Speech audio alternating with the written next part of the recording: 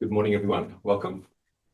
Welcome to our special Sunday retreat day, which we have monthly here at Ratnagiri. And this morning, we're very fortunate to have Ajahn Bhuripanyo with us, a Theravada forest monk who has been a monk for many years and initially spending time in Thailand, ordaining in the forest tradition, and then from Thailand, time in England at the branch monasteries there, and then a bit of time in New Zealand, branch monasteries, and then here in Australia at branch monasteries. And now currently doing a sort of a pilgrimage walking from the Sunshine Coast and also here into the Northern Rivers area. So we'll be leaving on Monday to continue the walking. So you might see him on the road with his rucksack, or standing outside an IGA with an alms bowl, ready to receive some food offerings. But certainly Ajahn Bhuripanyo was here last year, and so many of you may remember him from last year. He spent a few days here and offered some teachings, and also here on Thursday night, so staying with us at Ratnagiri for a few days. And today offering a meditation day retreat. We'll obviously starting at 9:30, we'll finish at 2 p.m. for those who can stay till 2, with a shared lunch. Those staying for lunch, have a lunch at around about 11 o'clock, because Buddhist monks need to eat their meal before noon. So we'll have an actual arms round. As you may have noted, if you were here for Ajahn Medino last month, Dutch Buddhist monk, we lined up with the food that we bought and brought along, and just put into the Ajahn's bowl as he walked around the group. And then we'll share the lunch ourselves up until 12, and then continue with some more meditations and teachings for those that can stay until 2. But again, a great opportunity to come together, be together, share together, sit together, offer some sense of presence, and also ask some questions. So a wonderful occasion. It's a rare thing to have a monk in one's presence, a monk or nun, an ordained monastic, and to be able to make good use of our time this morning, make it a type of a meditative time, not just sitting meditation or the walking, pacing meditation, but the whole day is a meditative, mindful way of being and sharing in the presence of the group. We're also welcoming people online, so this is being live streamed. There's a number of people that can't be here because they're living quite far away, even interstate, or for other reasons can't join us physically, so they're connecting online, so we welcome those. And also the session is recorded, so be mindful what you say or ask. And then the recordings we put up on, we have a YouTube channel, Ratnagiri Meditation Sangha. So the sessions that I do each Thursday night, the meditation group, they're up there as well, and also the other Sunday sessions that we have, they're there for looking at down the track if you wish to. So make the most of our shared experience. Thanks for coming along, and we're also blessed with a day that hasn't rained so far. Nothing wrong with rain, but timely rain is good. Hopefully the rain will hold off until the end of our session, so we can do some walking meditation outside. So we are blessed to have this occasion. So welcome. And welcome, Ajahn Bhuripanyo, and we invite you to offer some teachings, guidance for us. Okay, thank you, John. Welcome, everybody. Yes, as John said, my name is Ajahn Bhuripanyo, and I don't have a very loud voice, so if you have trouble hearing me at the back, then just let me know. So I wanted to pick up on the alms round aspect of it. Who here has put food into a monk's bowl before? Quite a few people. Okay. So it's a very wonderful part of our tradition. In the monastery in Thailand, the bell would go at 3 a.m. and we'd be up for chanting and meditation. And at dawn, we would put our robes, all three robes go on, and we'd walk out of the monastery and walk through the village. And almost everyone would come out of their house and give the monks something because everyone's Buddhist, Thai Buddhist. And they would come out and either give a handful of rice or a banana, or some of the women would get up at 4 in the morning, 3 in the morning, and cook a whole curry for the monks when they came at dawn. And so it was a wonderful opportunity for me. I used to practice metta meditation, which I'm sure most of you are familiar with. Metta, sending thoughts of loving kindness. So as I walked along, each person, as they put something in my bowl, I'd say, may they be well, may they be happy, may they be healthy, live long, and may all their good wishes come true. And just walk along every person like that. And after an hour of doing that, you come back in the monastery, it's like you're floating on a cloud because you've just been doing sustained metta practice. And I mean, generally, meditation is taught. If you go on a retreat situation, usually you do breath meditation, anapanasati, or some form of concentration for most of the meditation. Then there's kind of 5 minutes at the end of metta meditation. And if you try to do it on your own, uh, in a sustained way, so if you sat down and tried to do an hour of sending out thoughts of goodwill, a lot of people find that difficult. And outside of the what's called pintabat, the alms round, I found it difficult to sustain over a long period of time to do just metta meditation for a whole meditation session. So that's one of the topics that I wanted to talk about today, was how to sustain meditation over a whole 45 minutes, hour. So that in the talk after lunch, I'm going to give you some tips about how to do that. Something that even as a monastic, I found difficult to do without having someone right there in front of me to spread the metta to them. And they're being generous and kind to me, and having a feeling of gratitude and naturally coming up. But how do you generate that from just sitting cross-legged, maybe a little bit of pain and discomfort, and then how do you generate metta meditation, the feeling of metta, keep spreading it out for a sustained period. This session, John asked me for a title, and I chose meditation tips and tricks. I've been very fortunate, even though I've been a monk for over a decade. So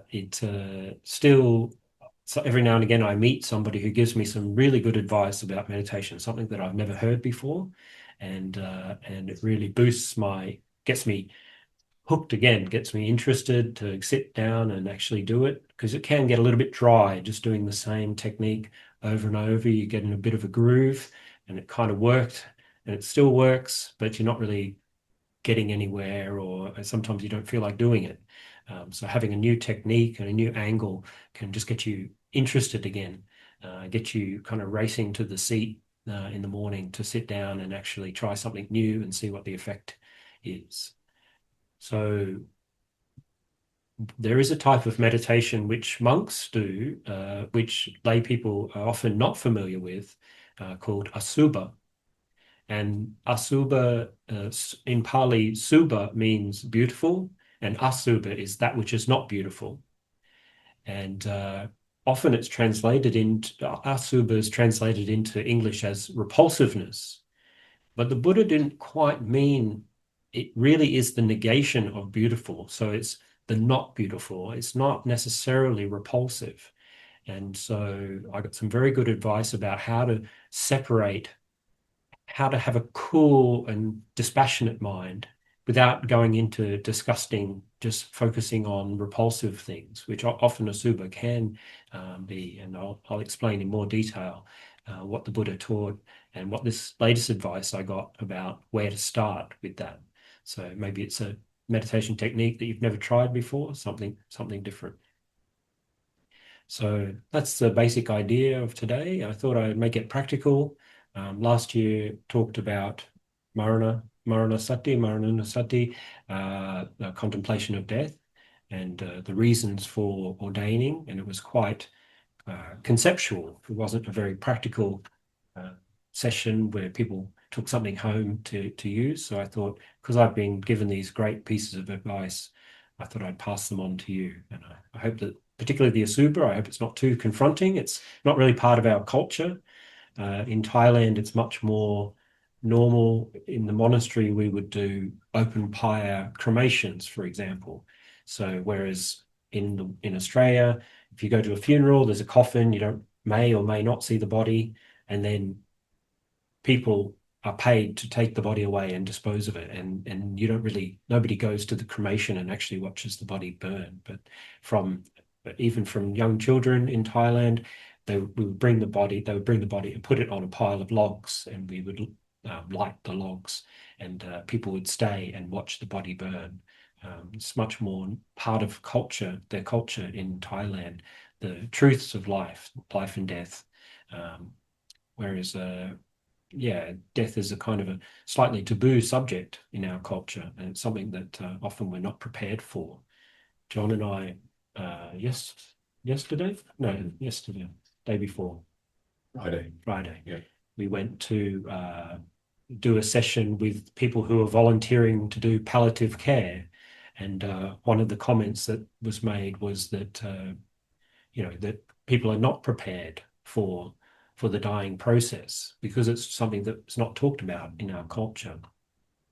And so in the forest monasteries in Thailand, when you go into the meditation hall, there'll always be a glass box with a skeleton hanging there, a real skeleton, an actual person with their photograph there, who they were, and so you can actually see. It's like, well, this is the truth. This is eventually this body will be like that. We're all walking around with a skeleton. Ajahn Chah said people come into the sala, the meditation hall is called the sala.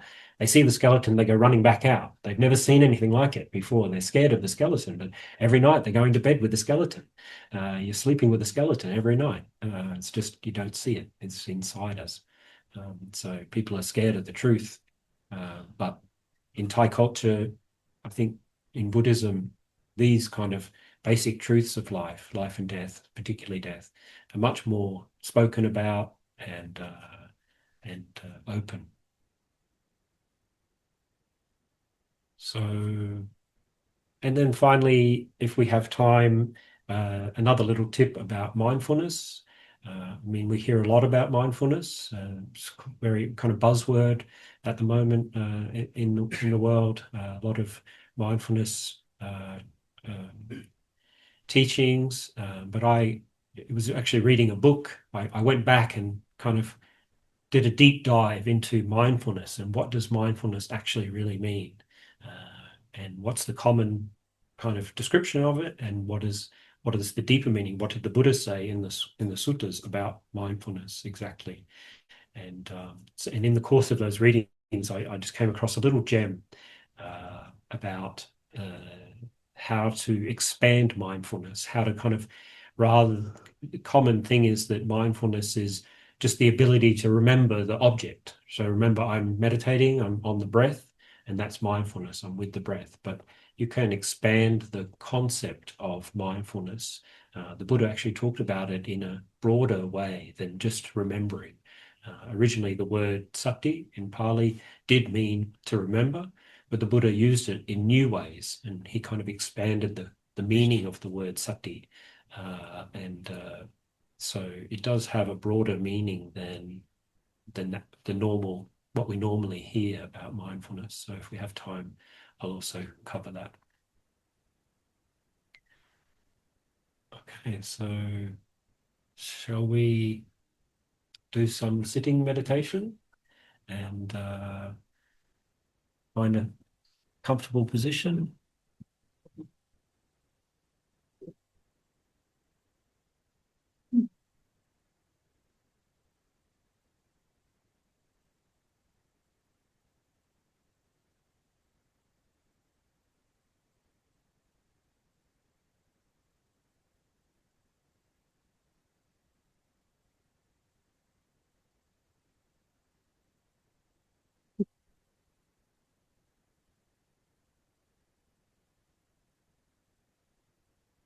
Let's take a few deep breaths.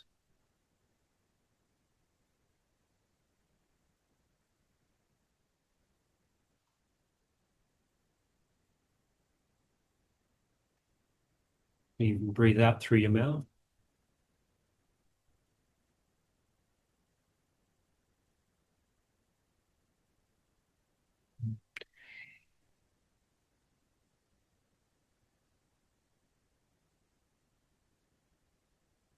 Just let some of the tension of the week dissolve away.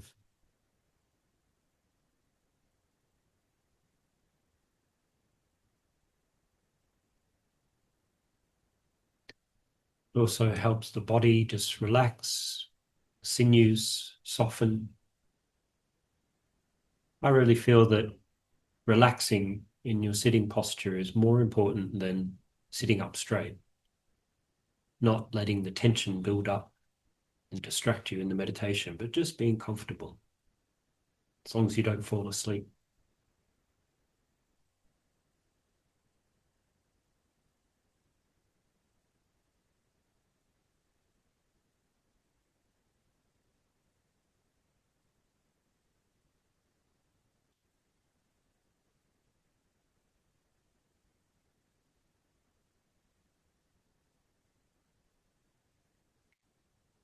And then just ask yourself, what is most apparent from the present experience? What's most noticeable?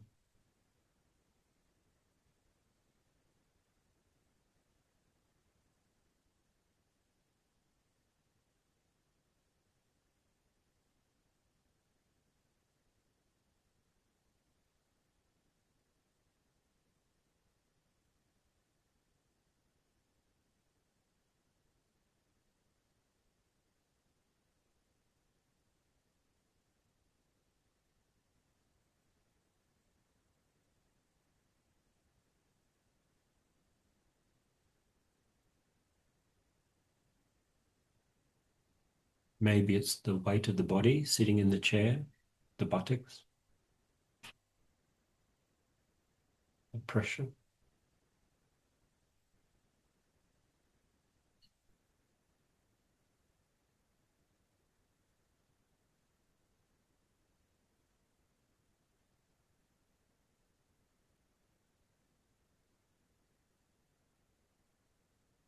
Maybe it's something in the face, the lips or the nose, just the sensation of the lips pressing together.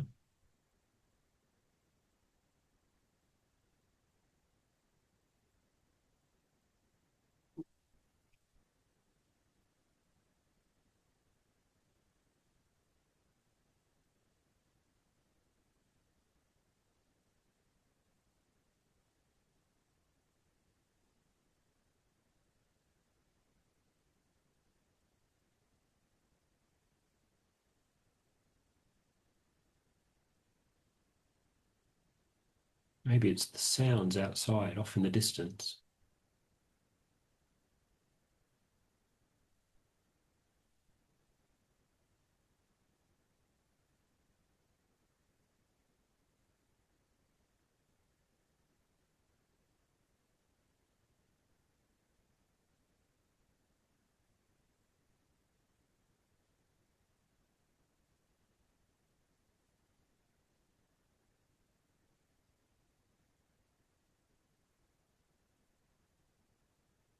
Maybe it's the breath rising and falling of the abdomen, pressing against the clothing.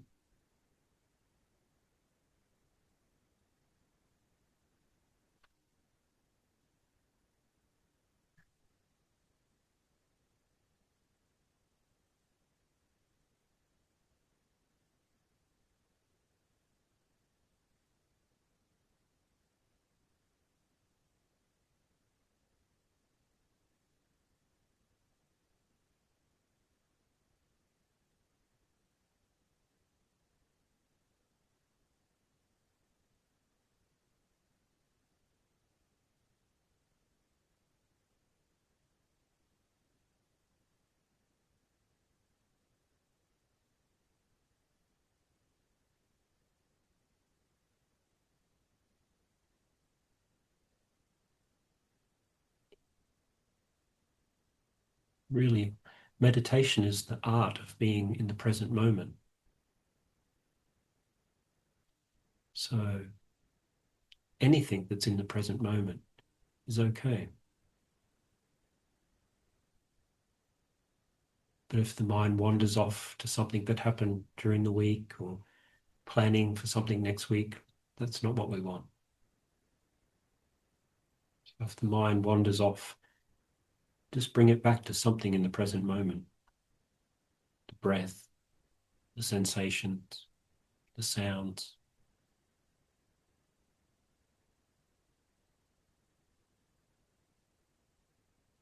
Or you can just open up to the whole moment, just the whole moment as a totality.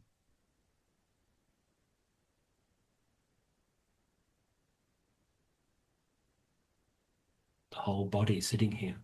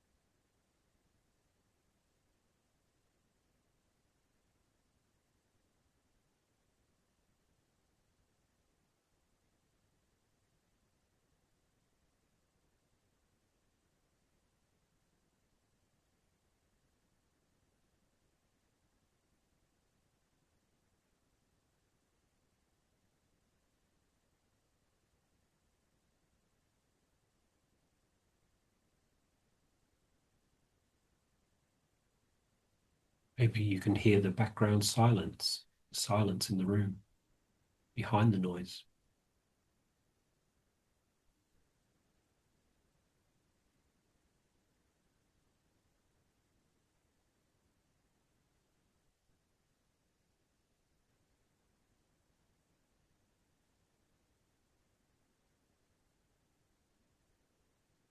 Kind of high-pitched ringing.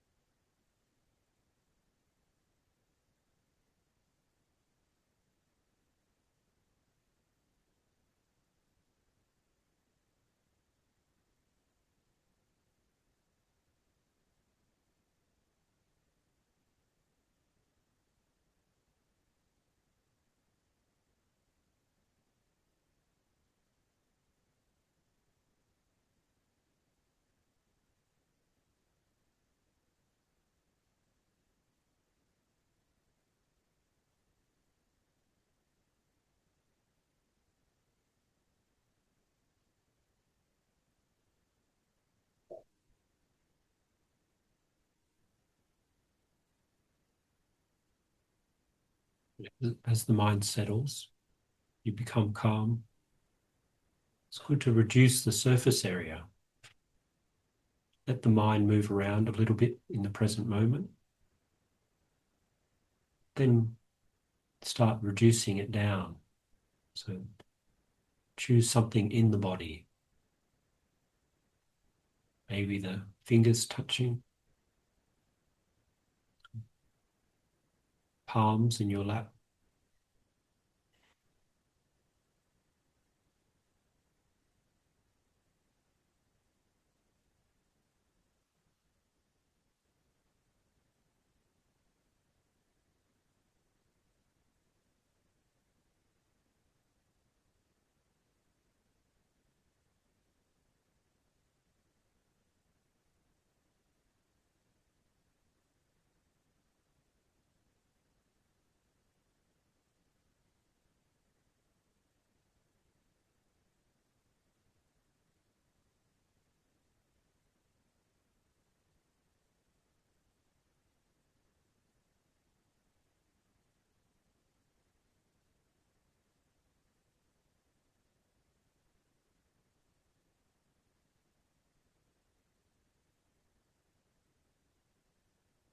anything in the realm of the body, whatever stands out. Somewhere where the clothing is touching, maybe the neck or the belt.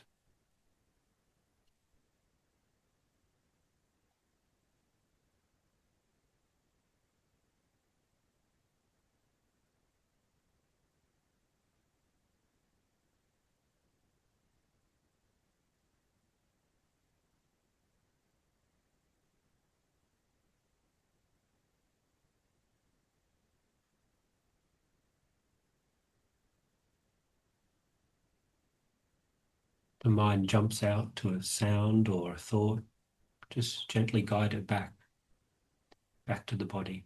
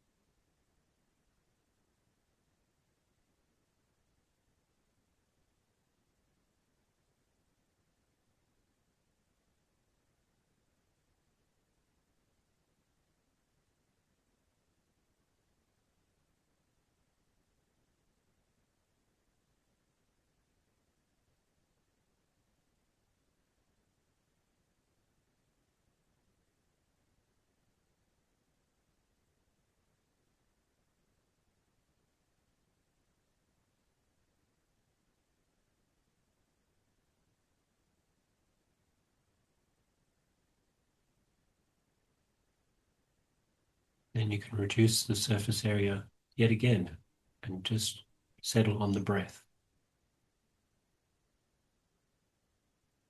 Maybe at the abdomen,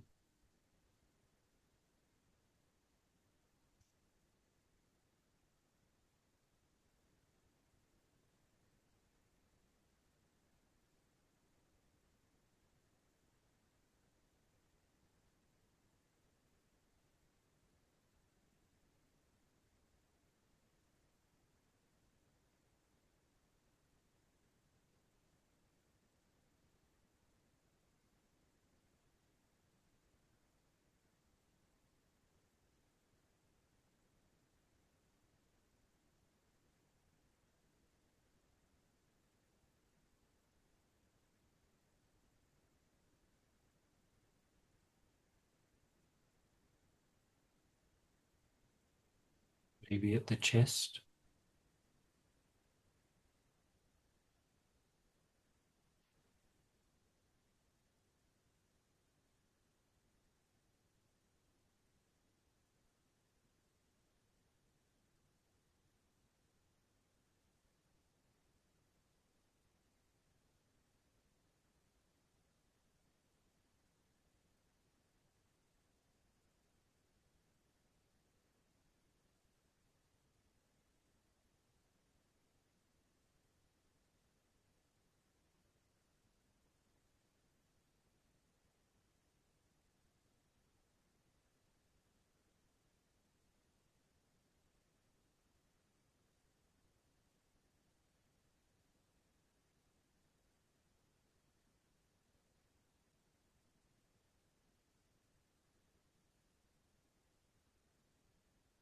maybe at the nostrils, under the nostrils, the top upper lip,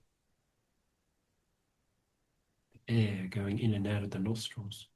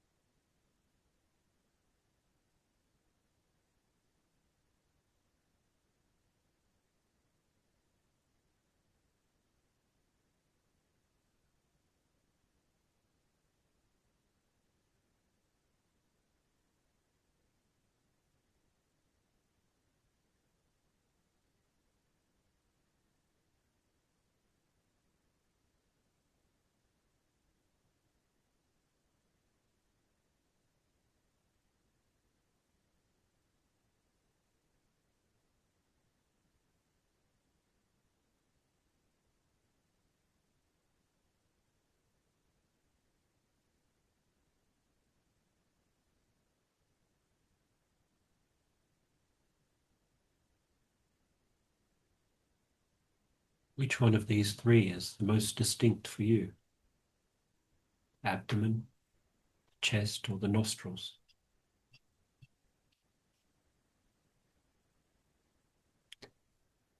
Whichever one seems to work the best, just settle there. Don't go anywhere. Just settle the mind on one point.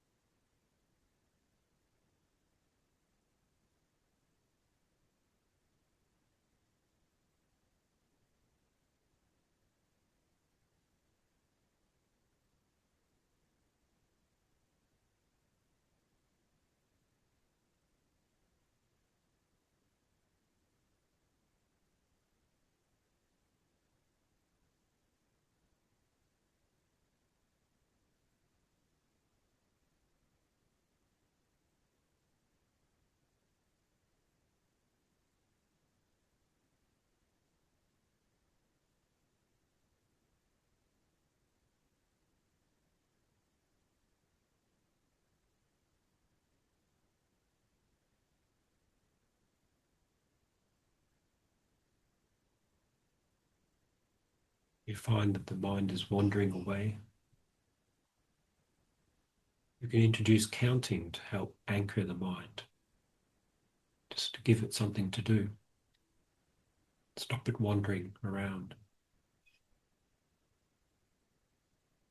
So on the in-breath, count 1. The out-breath, 1. On the in-breath, 2. On the out-breath, 2. Counting up like that to 10 and then starting again at 1. Just helps anchor the mind to the moment, to the breath.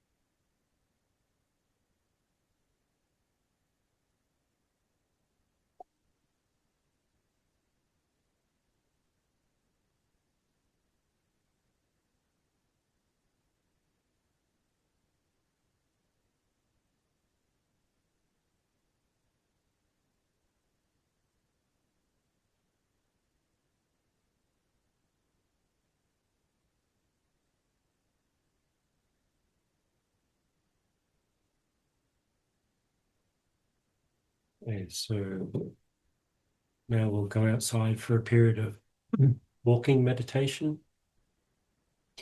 Stretch our legs. We've been sitting for an hour or almost an hour, and yeah, with walking meditation, find a strip of grass somewhere for yourself, about 20 paces, 15 paces long, and compose yourself at one end. Put your awareness in your feet, and then take a step and keep your focus in your feet. You can use a little mantra. In our Thai forest tradition, we use Buddha, so Buddha, Buddha, to keep the mind with the feet. If you don't feel comfortable with Buddha, you can say left, right, left, right. Just to keep the mind and the feet synchronized together. And just stay with the sensation of the grass under your feet. Walk to the end of your path, stop, make sure you're with the feet, turn around and walk back. And just take in some fresh air, stretch the legs, and keep your mindfulness going. Also, maybe to say, feel free to use shoes. There are bendies out there. Also, if you're walking on the gravel track, use shoes. Not good to walk on the road that goes through our property here, goes up to some neighbours. So they sometimes drive quickly down. But walking out the side here, out the other side, there's a little down by the rock wall, there's a grass patch that goes up the side as well, up there, or down the front. Just find a suitable place, and I'll ring these chimes when it's time to come back inside. How long? 30 minutes? 30 minutes. 30 minutes. So it'll be about 10 to 11. Good. So enjoy.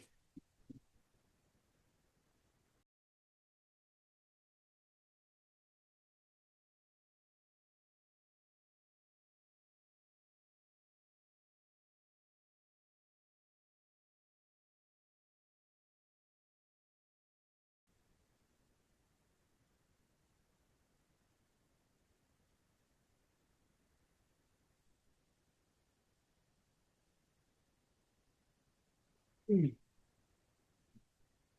on track? Yep. Sometimes the best meditations are the ones you're not expecting. You just got 5-10 minutes. You're just sitting waiting. Find a lot of waiting in monastic life. So now we can do the arms round. And just to say that it's very special to be able to offer some food to someone that's living a renunciant life, someone that's practicing monastic precepts, someone that's devoting their life towards the realization of enlightenment, the Buddha's teachings. So again, wonderful to have Ajahn Bhuripanyo here, that we can offer him some food for his daily meal, to give his body some energy, to keep up the aspiration towards enlightenment.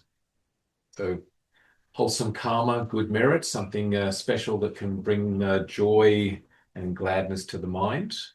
So what we can do is, those of you that have bought some food, or even those that haven't bought food, want to offer some food, there'll be plenty out there to go out, take up the bowl or plate or whatever you bought, and we can stand in a line sort of along the side and around the corner a bit, facing inwards, and then Ajahn will come along with his alms bowl, and you can put a little bit of food into his bowl. Maybe I think there's spoons, or maybe you bought a spoon, or maybe it might be some tongs to use. So you want to make your way out there now, and then afterwards we'll come back in. So once the Ajahn has got his food, did you want to do a little blessing? Sure. Yeah. So after the Ajahn has got his food, come straight back in, sit down. The Ajahn will give a blessing, a small Buddhist chant as a blessing, and a more than a sense of saying thank you, appreciation of your generosity, and then we can then go and get some food and share until we might have lunch until about 12:15, something like that. Okay. Good. So please make your way out there and offer some food.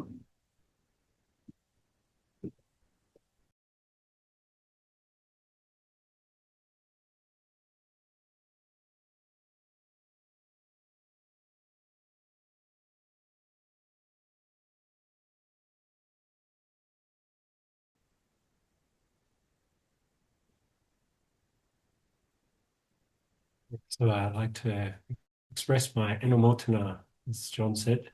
Enamotana means rejoicing in other people's goodness. So I rejoice in your goodness for coming and practicing meditation today, to listening to the teachings from Buddha, and for offering food to the Sangha today. So the chant in Pali, it's well-wishing.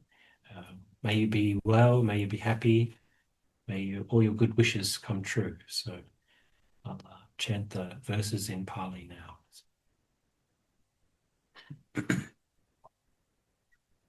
Sabaroga vinimuto sabba santapavadito sabba veramati kanto nibuto chatuamba vasapitiyo vivachantu saparoko vinatsatu mate pawadvantarayo Sukhidegayuko Pawa Apiwadana Silitsa Nichang Utapachayino Chataro Dhamma Vadanti Ayuvano Sukhang Palang bhavatu sabba manghalang rakantu sabba tevata sabba bhuta nupavena sata suti pavantu te pavatu sabba manghalang rakantu sabba tevata sabba dhamma nupavena sata suti pavantu te Pavatu sapa manghalang rakantu sapa tevata sapa sankhanu havena sata suti pavantu te. Sadhu, sadhu, sadhu. Okay. So please everyone enjoy the meal together, and we'll come back at 12:15. About 12:15, yeah. Okay.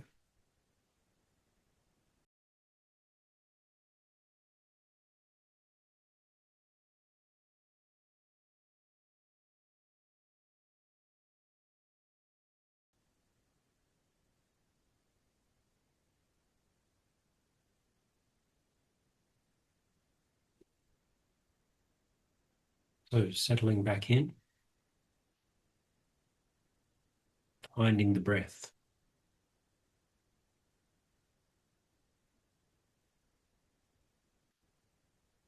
Picking it up where we left off.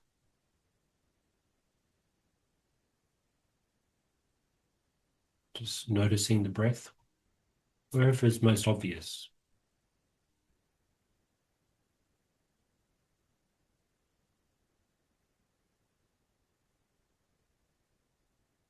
Just relaxing and sinking into the breath.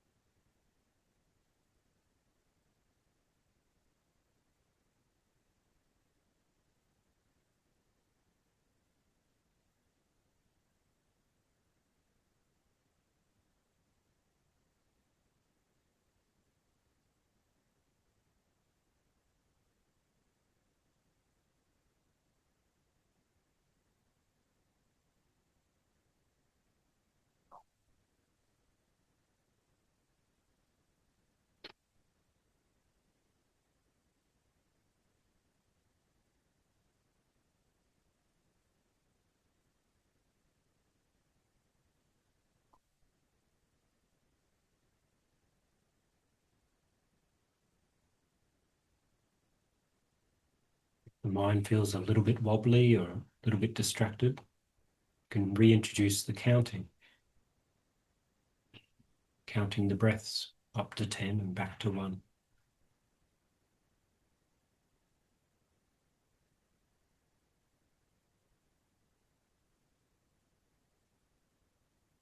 This helps stabilize the mind.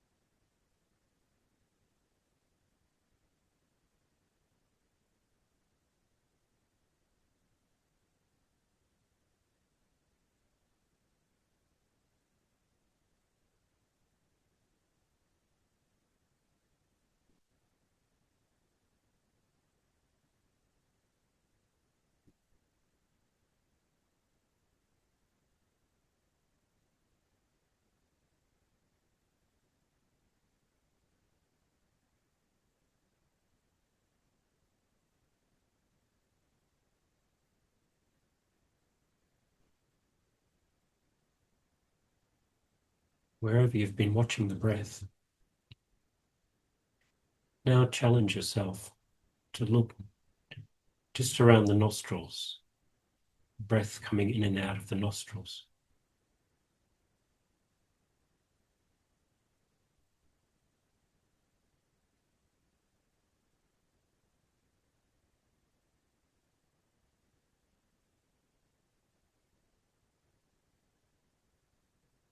It's often the most subtle place to feel the breath.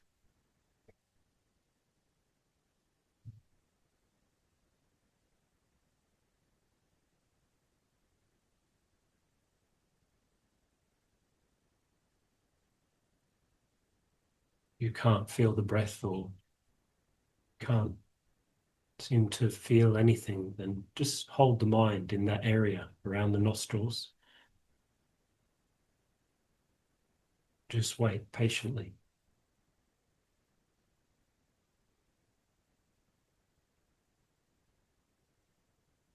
Maybe you'll feel a pulsing or a tingling or some other sensation you can hold the attention on.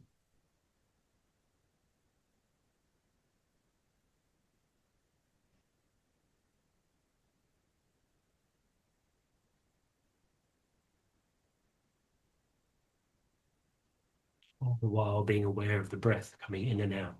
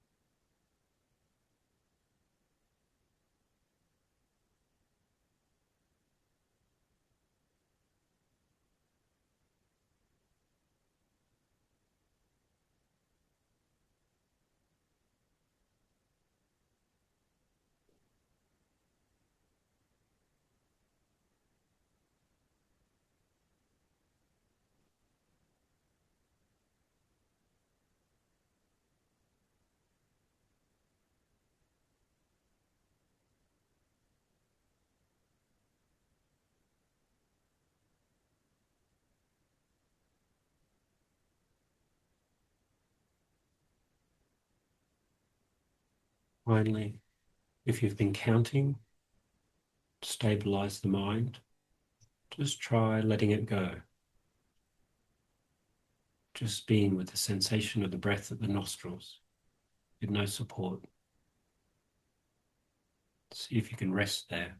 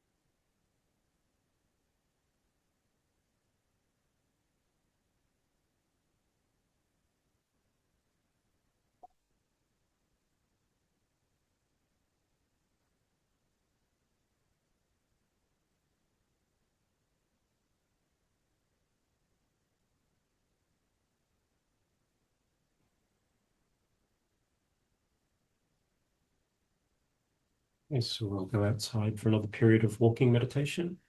Come back in 1 o'clock.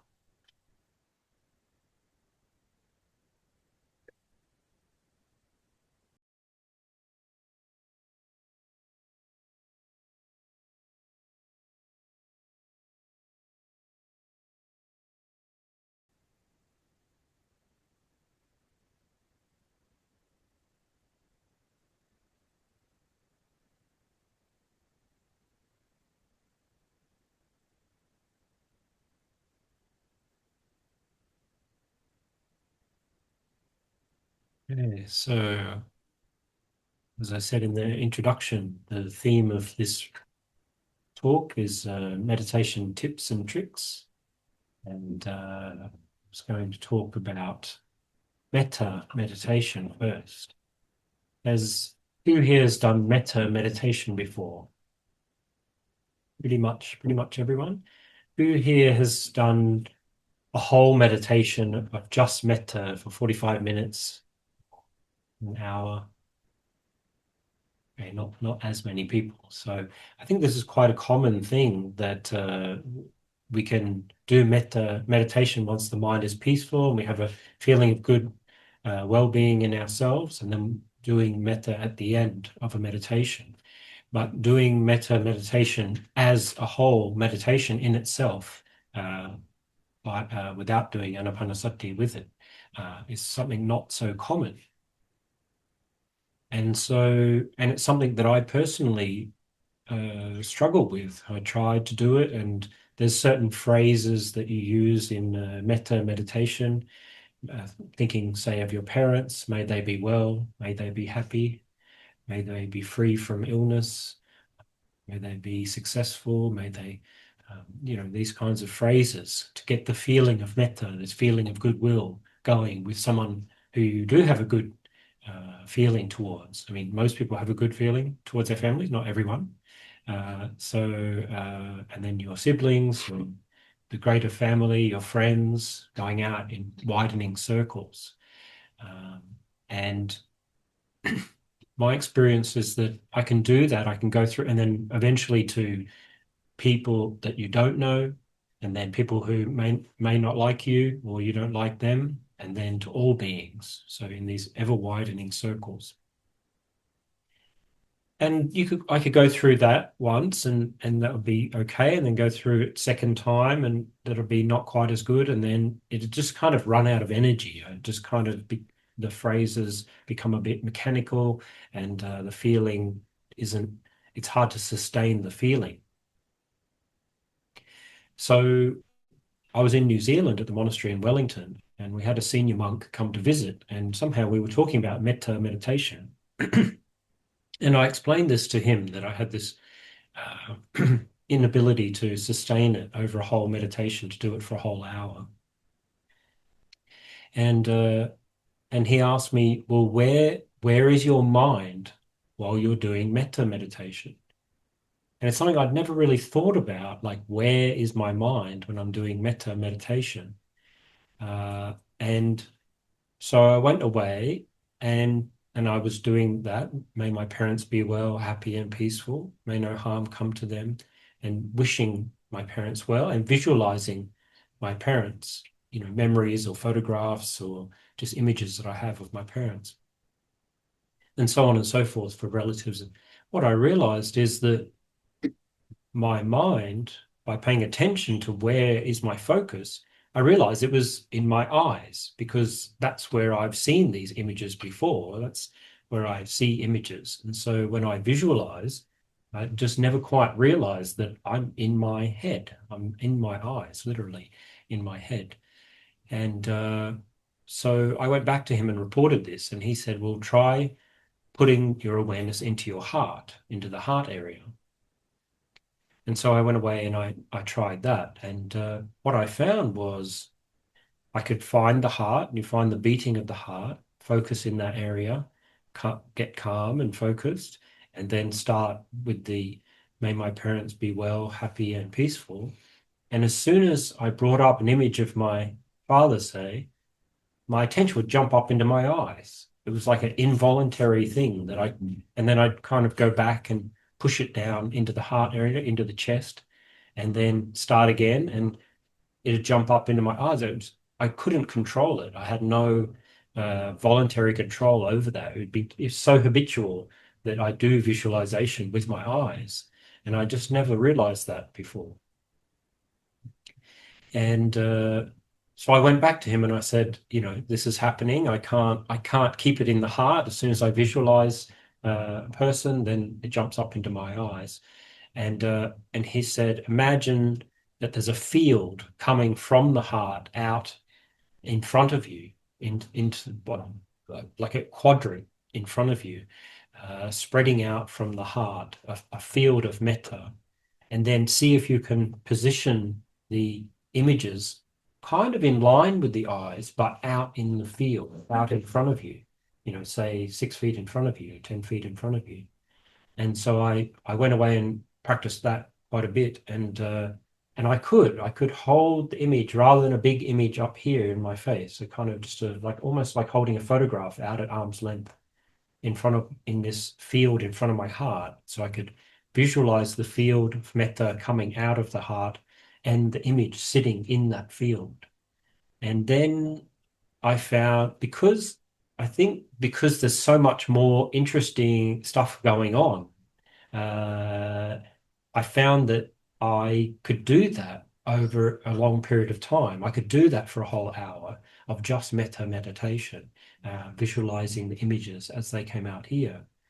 And there were other hidden benefits in that when I came to my enemies, or what we call enemies, or the people who are difficult people in your life, what I found with doing metta before, the way I was doing it before, which was all visualization up here in the head, in the eyes, as soon as I visualized that person who I had trouble with, the feeling would kind of evaporate quite quickly. And so But with this technique, I could just have no image. So I could go through the words, may those difficult people in my life, may they be well, happy, and peaceful, and just stay with the field of metta, almost visualizing it as a pink glow or a kind of a light coming out from the heart, and then just don't have the images.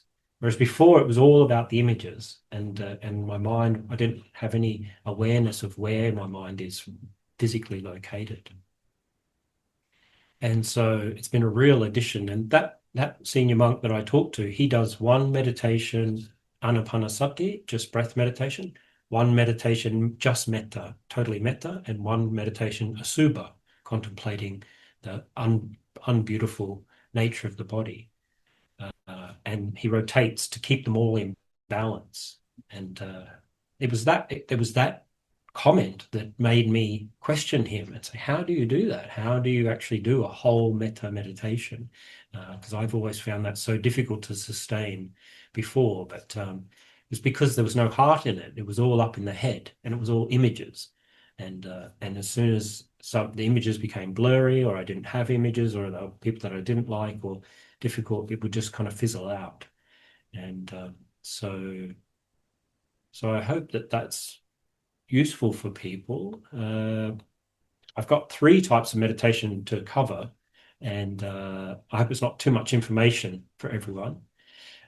Some people are taking notes, so that's good. And the video is on YouTube, you can refer back to.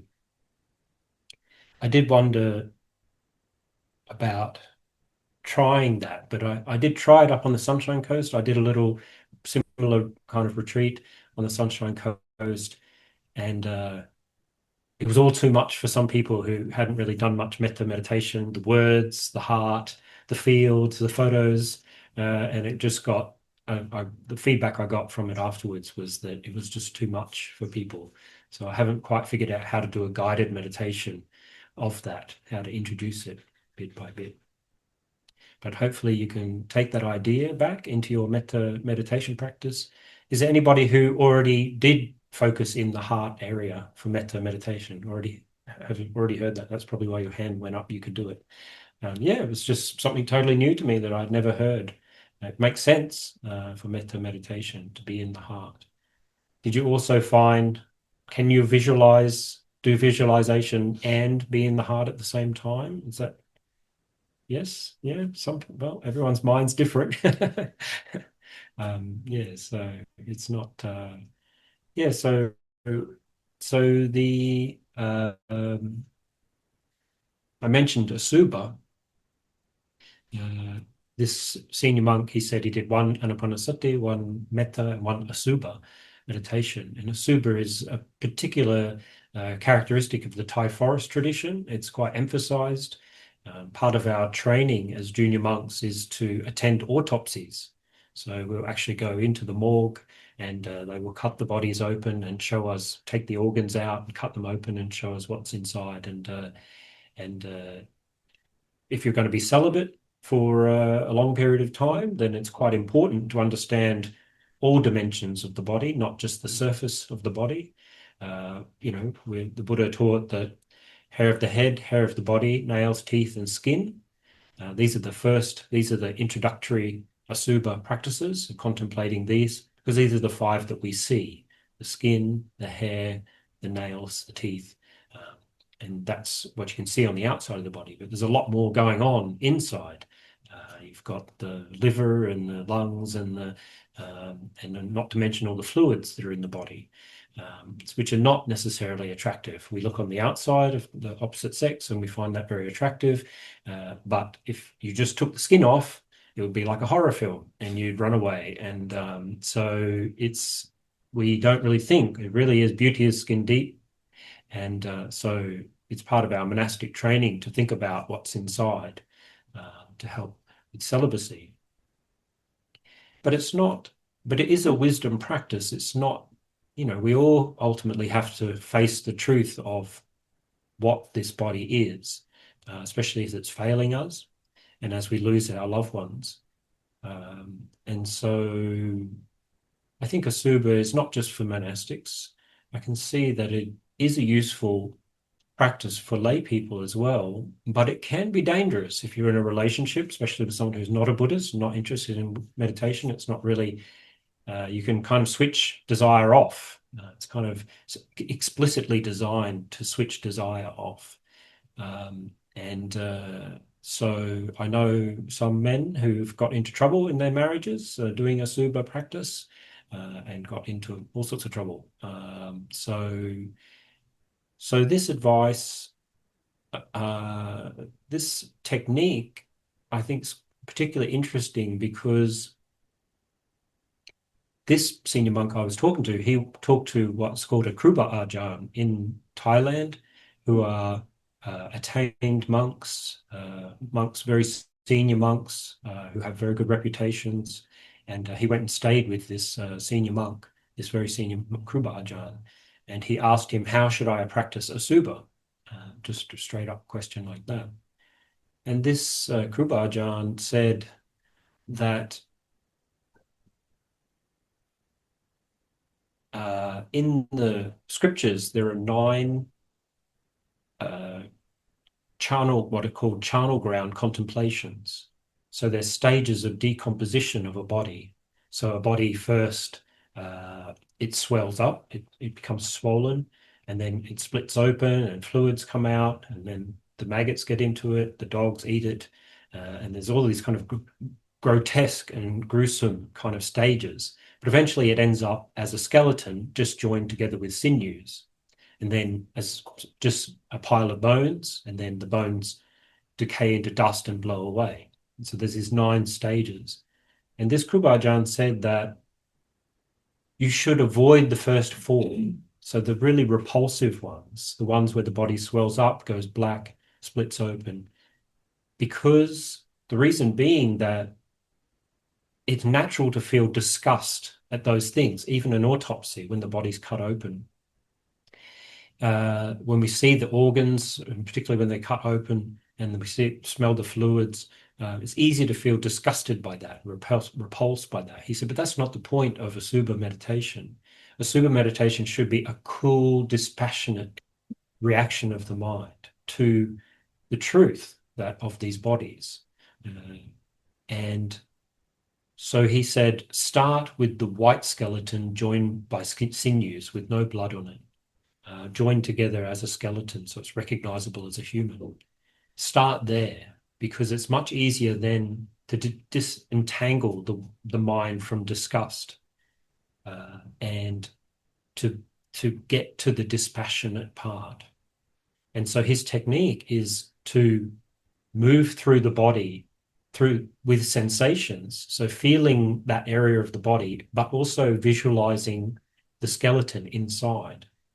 And you might have to study books and look at, if you're not a graduate, then you might have to study some anatomy books. In Thailand, we're very fortunate that there's always a skeleton in the monastery somewhere that you can spend time looking at it. But I found it particularly useful in the face because I think I've done so much visualization meditations around the eye socket, the bridge, the eyebrow ridge, and the eye socket. And then in the face, if you look at a skull, it has this kind of jagged hole where the nose is. That nose that we have is a kind of just cartilage. And so that's right there in our face, looking in the mirror. We have this jagged, bony hole right in the middle of our face, but I'd never thought about that before in place. So you can, if you spend long enough feeling that area and visualizing that in place, imagining that it's actually there, you can feel that. Yeah, you can feel these bones. I mean, in your fingers, you can even, if you can feel it with your fingers, you can feel the shape of the bones. In your wrist, I found the wrist and the forearm particularly clear in my mind. I think because you're always looking at your hands and your forearms. They're in your field of view all the time. So I found that very easy to visualize. Whereas the vertebra in the back of the neck and anything on the back was quite difficult to visualize. And so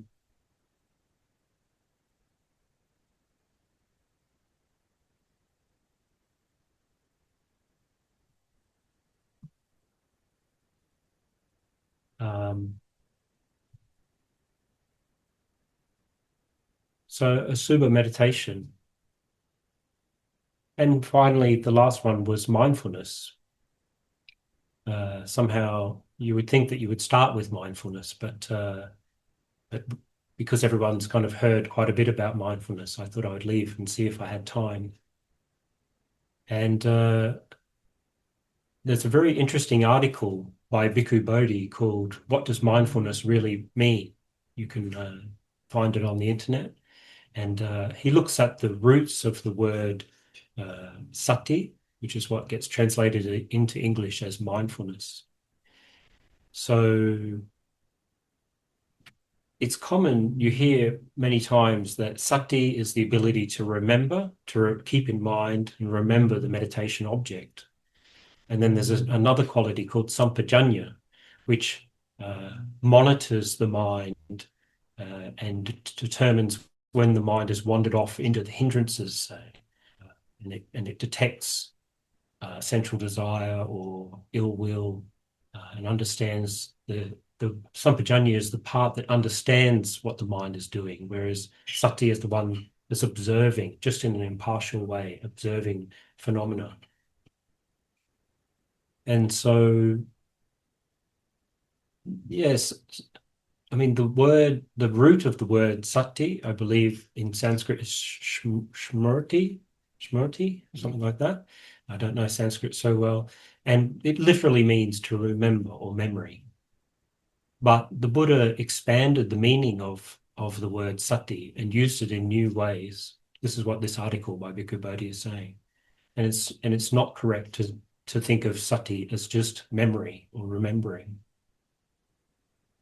And so, but this is a talk not about Pali grammar or etymology, but a practical talk about meditation. And so, in my research about mindfulness, there was another book called Mindfulness in Plain English by Bhante Gunaratana, which is a kind of really good introductory. I think it was one of the first books I read about mindfulness and meditation.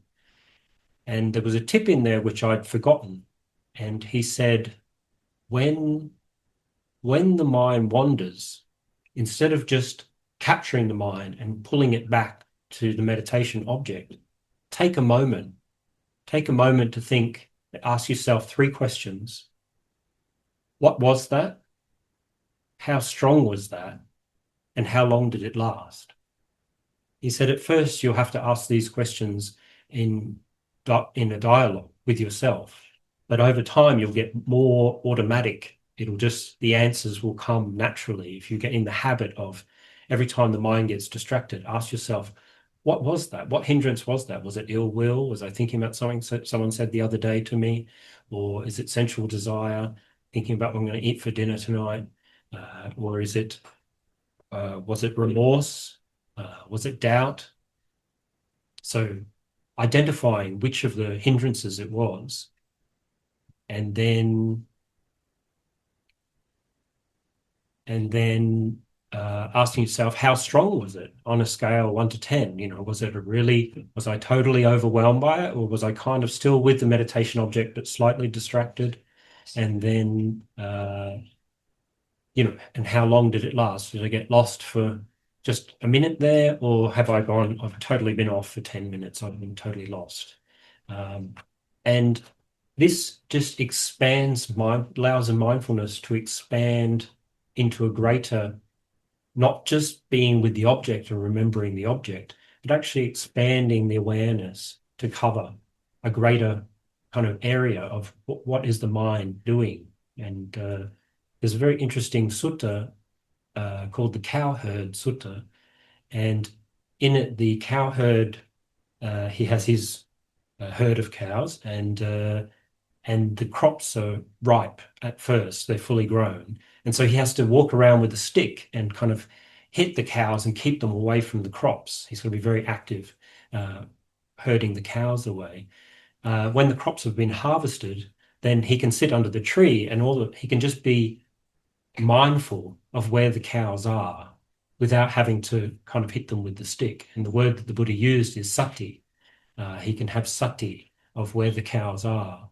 And so it's not just focusing in on one thing. That's mindful isn't just that, but it's a kind of broad awareness of everything that's going on in a relaxed way. And so I thought the cowherd sutta was quite particularly useful to kind of open up thinking of what mindfulness actually is. Okay, so those are the three meditation tips. To focus on the heart with metta, and if you can't put the visualization here in your chest of images, if you can't do that at the same time, to have a field in front of you where you're kind of sending the metta out and the images are sitting in that field.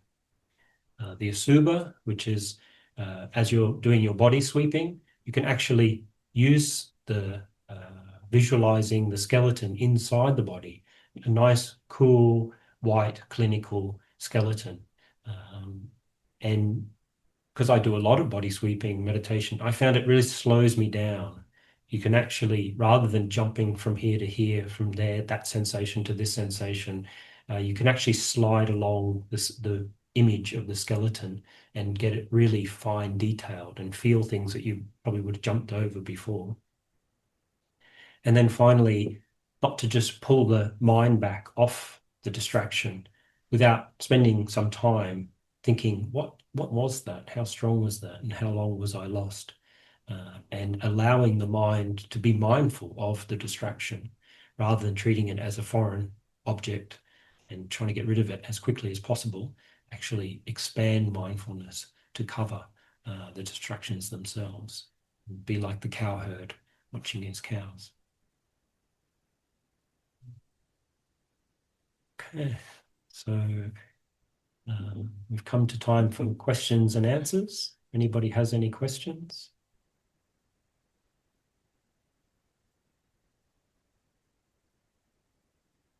Ajahn, do you have some other synonyms or words you could use rather than the word mindfulness? Oh, okay. We were talking about this last night. Bhikkhu Bodhi's not a big fan of the term mindfulness. He says that it's so vague and elastic that you could pretty much read anything into the term mindfulness. What is mindfulness and where did that term come from? And apparently it was Rhys Davids, who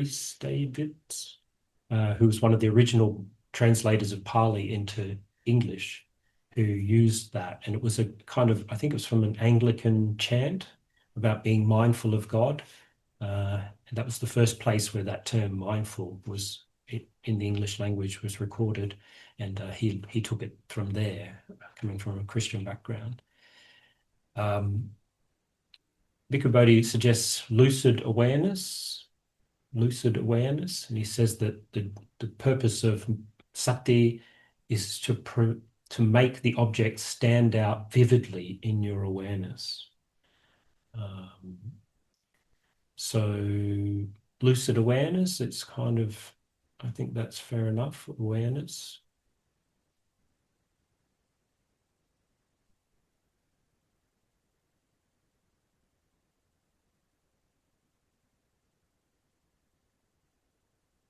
Yeah, I would probably go for awareness before mindfulness. I was saying to John that, I've heard Dhamma talks where Ajahns get into picking the word apart and saying, well, what is the mind full of?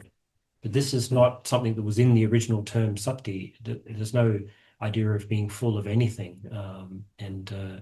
So, yeah, I think that translations can be very misleading. So What about clear awareness rather than lucid? Because lucid's not really used much at all. that's true. Yeah, clear Clear awareness. awareness. Clear awareness. See, then you get into the territory of sampajanya, which is often translated as clear comprehension, which he also isn't a big fan of in this article. Sampajanya is an even more difficult term to get your head around. It's quite complex. Attentive idea. knowing. Attentive knowing. he talks about bare attention as quite a common translation for sati. And he takes task with that as well, mainly because attention is manisikara. Manisikara is usually translated as attention. So, as a translator, he's looking for a term where there's no overlap and confusion with other terms. Um, and the problem is that the division of definition in the English words doesn't line up with the Pali, the way it's used. I really think that the best way of understanding it is through similes, which the Buddha used a lot. These images, we can all imagine a cow herd sitting under the tree looking out over his cows, and we have a feeling for that. That is sati. Um, and there's another image in the Therigatha in the poems by the elders, elder monks, where he climbs up a tower, like a fire tower, and he looks out over the forest, and he has sati of the forest, and if there's any fires, and just a broad, open awareness. Um, so, and yet there are other images of the gatekeeper. So the gatekeeper, he guards the gate, and he determines who is a good person to allow in and who should be kept out. So sati also has this kind of uh, ability to determine what is wholesome and what is unwholesome. That falls within the domain of sati. So it's quite hard to come up with a single English term which captures all of these similes. And I think you really need to, yeah, go to the suttas and do the reading and get a feeling for what it is. Even with the anapanasati, mindfulness of breathing, which is, tend to be focusing on one particular place rather than following the breath up and down and in and out, has a tendency to be more attentive or focused than, say, the cow herd awareness. Right. Yeah. It's something that Luang Por Sumedho is teaching, to be open and just aware of everything that's going on. And we did a little bit of that this morning, but as a junior monk, I found that quite kind of confusing. Like, what do I focus on? So I was so used to meditation being focused on something, focused in on something. So it's not that one's right and one's wrong, but they're just two different approaches.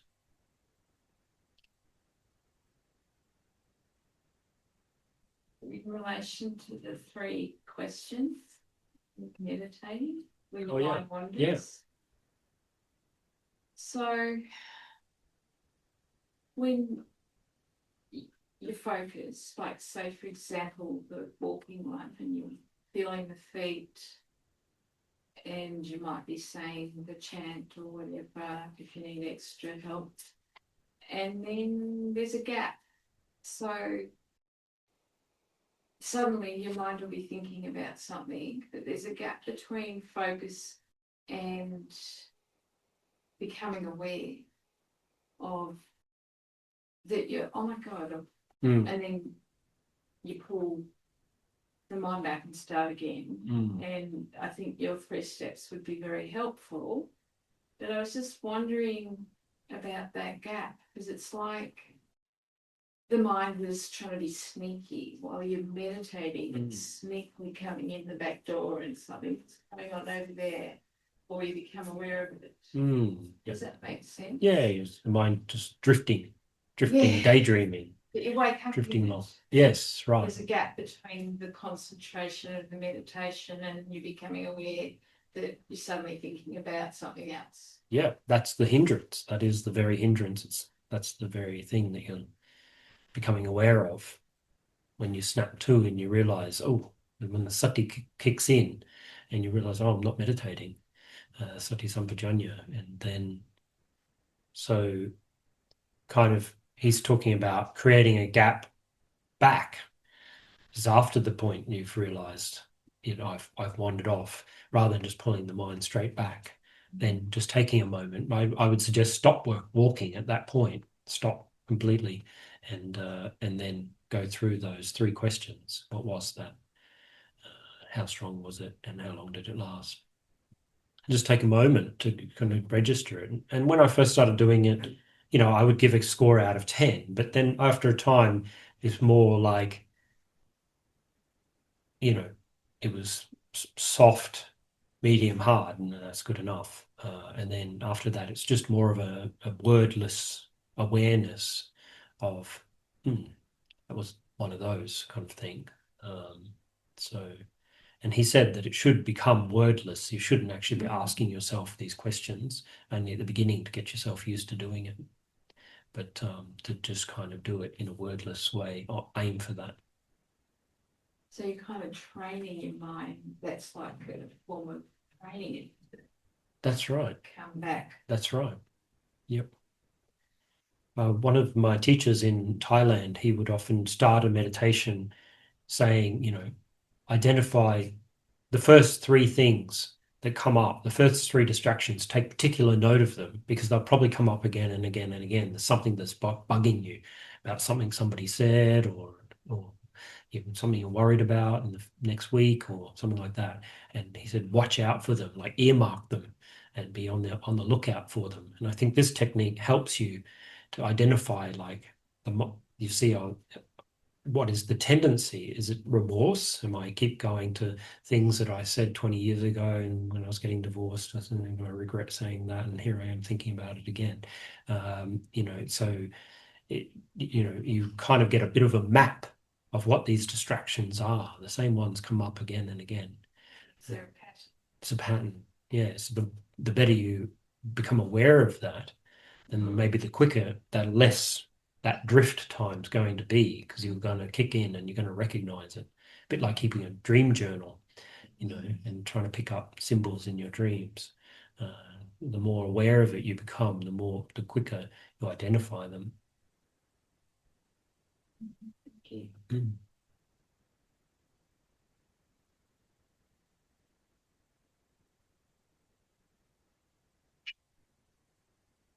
I find the concept very interesting to have a wordless dialogue because this would be most likely my problem.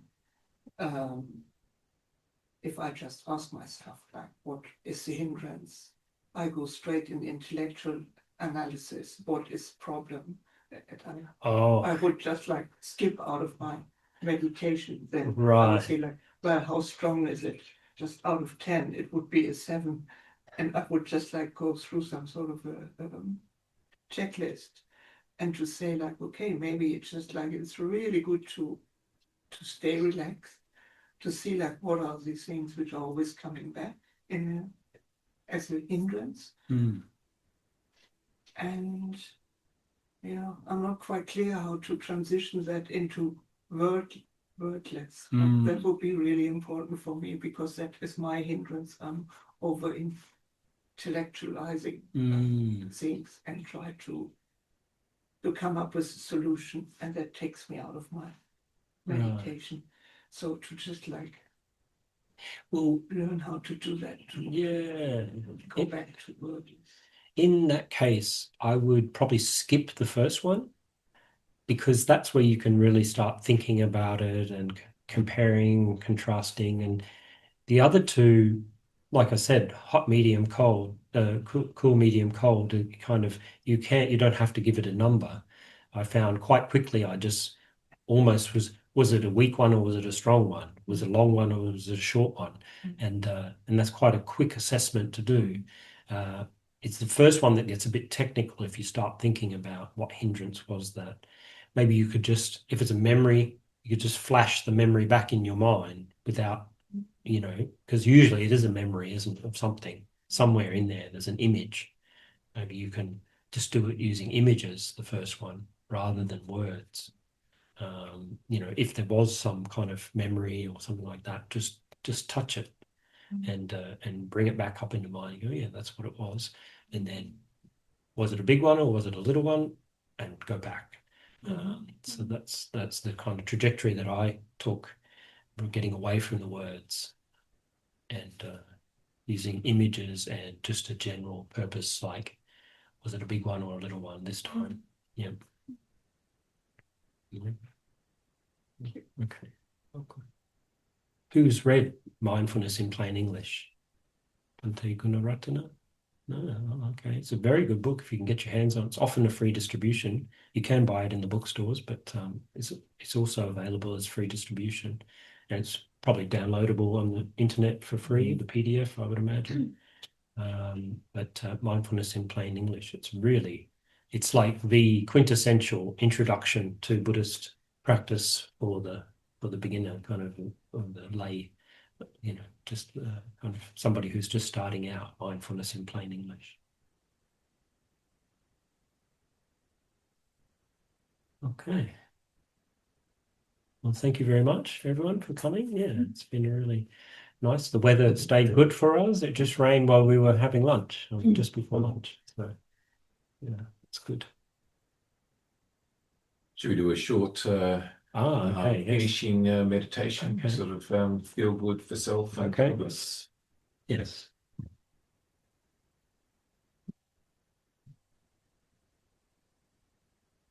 Take a few deep breaths.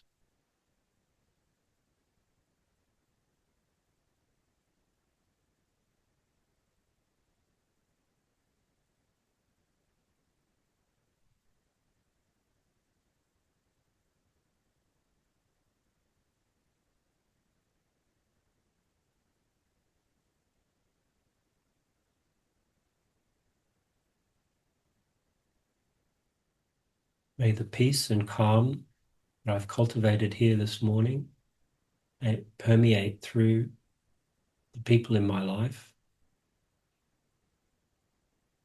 May I carry it out into the world.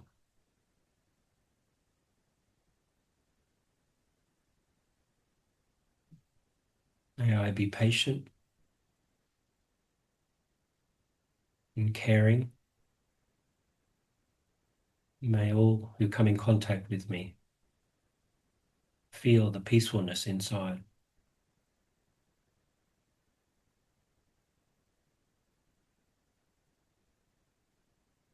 May whatever goodness I've built up in life, may it be shared by all beings, everywhere.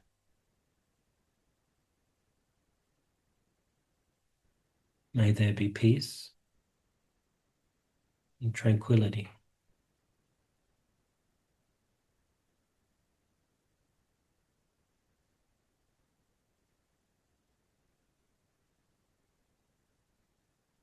May I be well, happy and peaceful. May no harm come to me. May no difficulties come to me. May I always meet with success.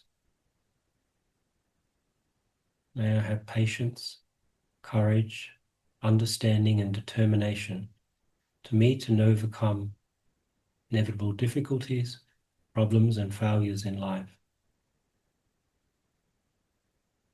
May my parents be well, happy and peaceful. May no harm come to them. May no difficulties come to them. May no problems come to them. May they always meet with success. May they have patience, courage, understanding and determination to meet and overcome inevitable difficulties, problems and failures in life. May our relatives be well, happy and peaceful. May no harm come to them. May no difficulties come to them. May no problems come to them. May they always meet with success. May they have patience, courage, understanding and determination to meet and overcome inevitable difficulties, problems and failures in life. May our friends be well, happy and peaceful. May no harm come to them. May no difficulties come to them. May no problems come to them. May they always meet with success. May they have patience, courage, understanding and determination to meet and overcome inevitable difficulties, problems and failures in life.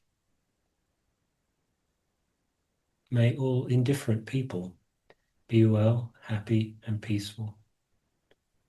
May no harm come to them. May no difficulties come to them. May no problems come to them. May they always meet with success. May they have patience, courage, understanding, and determination to meet and overcome inevitable difficulties, problems, and failures in life. May all difficult people be well, happy, and peaceful. May no harm come to them. May no difficulties come to them. May no problems come to them. May they always meet with success. May they have patience, courage, understanding, and determination to meet and overcome inevitable difficulties, problems, and failures in life. May all beings be well, happy, and peaceful. May no harm come to them. May no difficulties come to them. May no problems come to them. May they always meet with success. May they have patience, courage, understanding, and determination to meet and overcome inevitable difficulties, problems, and failures in life.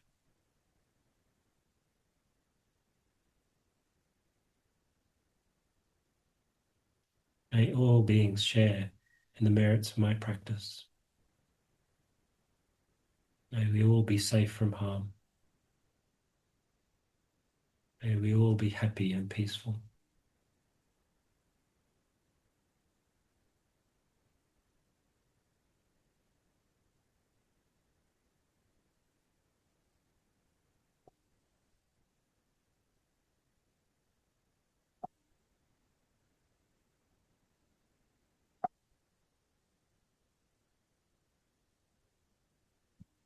Thank you, Ajahn, for sharing with us today your teachings and guidance. We've all got something from that, and can continue on with our practice in appreciation of what we've experienced today. So thank you. You're welcome. Yes, thank you for coming. And also thank you for coming and sharing with us. And please do take whatever utensils and water bottles and things that you've brought with you. And our next retreat day will be on Sunday, the 14th of June. So just over a month's time. So if you can come, please let us know. And also the Thursday night drop-in group, which will continue. Good, thank you, and enjoy the rest of the afternoon.